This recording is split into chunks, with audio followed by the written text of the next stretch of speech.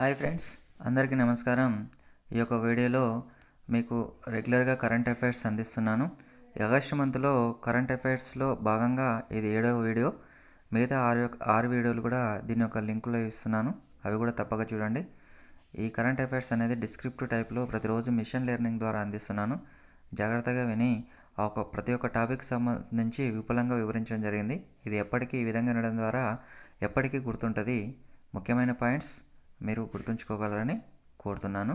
Okay friends.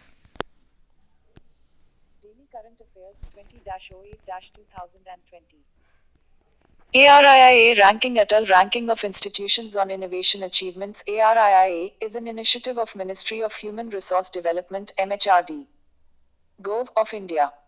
ARIIA systematically ranks all major higher educational institutions and universities in India. The calculation is based on indicators related to innovation and entrepreneurship development amongst students and faculties. It also measures the impact created by these innovations and startups from higher educational institutions (HEIs) in society and market.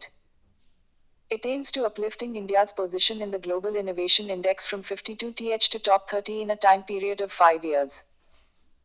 ARIIA metrics considers all major parameters used globally to rank education institutions and some parameters which are India-specific in nature. The parameters are primarily organized in major broad parameters with 7 indicators. Scores is computed based on the weights allotted to each head. Overall score can take a maximum value of 100. All recognized higher educational institutions of India are eligible to participate in the ARIIA ranking. In the recent ARIIA, IIT Madras has bagged the top position under the category of Institutes of National Importance, Central Universities. Global Innovation Index. The Global Innovation Index (G) is an annual ranking of countries by their capacity for and success in innovation. The index was started in 2007 by INSEAD and World Business, a British magazine. Now it is published by Cornell University, INSEAD, and the World Intellectual Property Organization, in partnership with other organizations and institutions. It is based on both subjective and objective data derived from several sources, including the International Telecommunication Union, the World Bank, and the World Economic Forum. The G is commonly used by corporate and government officials to compare countries by their level of innovation. Idukki landslides. Idukki district lies in the Western Ghats region of Kerala. It's known as Spice Garden of Kerala. Recently a landslide occurred in the hamlet of Pettimudi in Munaz Rajamala. The landslide was triggered from a Chola forest region in the Eravikulan National Park that lies in Rajamala. Factors that triggered landslide are 1. Heavy rainfall recorded in Rajamala made the epicenter of the landslide vulnerable to slippage because of the high sand content in the soil and 40-degree slope. 2. Human interventions, buildings on the slopes without adequate protective measures. 3. Blockage of river channels and change of river course due to previous landslides. Srijan Portal. Defense Ministry has launched Srijan Portal, a one-stop shop online portal. The portal provides access to the vendors to take up items that can be taken up for indigenization. On this portal, DPSUs, OFB, SHQs can display their items which they have been importing or are going to import, which the Indian industry can design, develop and manufacture as per their capability or through joint venture with OEMs. The concerned DPSUs, OFB, SHQs, based on their requirement of the items and their guidelines and procedures, will interact with the Indian industry for indigenization. Pan-India Entity for Retail Payments. RBI releases framework for Pan-India Entity for Retail Payments. As per the framework, the companies with a net worth of over 500 crore rupees will be eligible to set up an umbrella entity which among other things will be permitted to set up, manage and operate new payment systems in the retail space comprising the following: 1. ATMs. 2. White label POS. 3. Aadhaar-based payments. 4. Remittance services.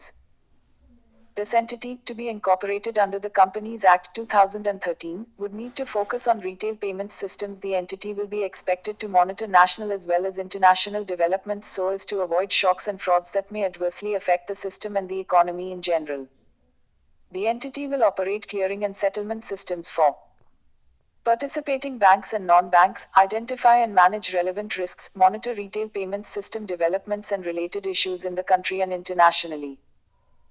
White label POS. Currently, merchant services providers have two common options when it comes to offering their clients a POS system. Customers with access to a third-party branded POS system. Companies which choose this route believe that their clients want to feel comfortable by knowing they are using a well-known brand. Where a white label POS system is an off-the-shelf solution built by software specialists, which channel partners can rebrand and sell as their exclusive offering to merchants. Bhadbut project in Bharuch is planned to be a 1.7 km causeway cum weir barrage with 90 gates across the river Narmada. The barrage will stop most of the excess water flowing out of The Sardar Sarovar Dam from reaching the sea and thus create a sweetwater lake of 600 mcm million cubic meters on the river. The sweetwater from the reservoir will aim to meet the residential and industrial water requirements of Bharuch, Ankleshwar and Dahej. The project also aims to prevent flooding in years when rainfall is higher than normal. Embankments 22 km long will be made and will extend upstream towards Bharuch from either side of the river. The barrage design also has a navigation lock to enable any future plans to run a ferry service or boats under the Inland Waterway Scheme. The Inland Waterway Authority of India has given clearance for this project. The project has faced protests from local fishermen for its likely impact on fishing patterns, notably those of Hilsa. A marine fish, Hilsa migrate upstream and arrives in the brackish water of the Narmada estuary near Bharuch for spawning usually during the monsoon months of July and August and continue doing so till November. Once the barrage is built, it is expected to block their natural entry. Source PIB, Indian Express, The Hindu. Okay friends, ఈ యొక్క video మీకు నచ్చినట్లయితే like చేయండి, share చేయండి, అదేవిధంగా comment చేయండి. ఈ యొక్క వీడియోని 1-2 సార్లు వినగలరు. అదేవిధంగా ఇది మీకు చాలా ఉపయోగపడుతుందని మీకు భావిస్తున్నాను. Okay friends, very thank you.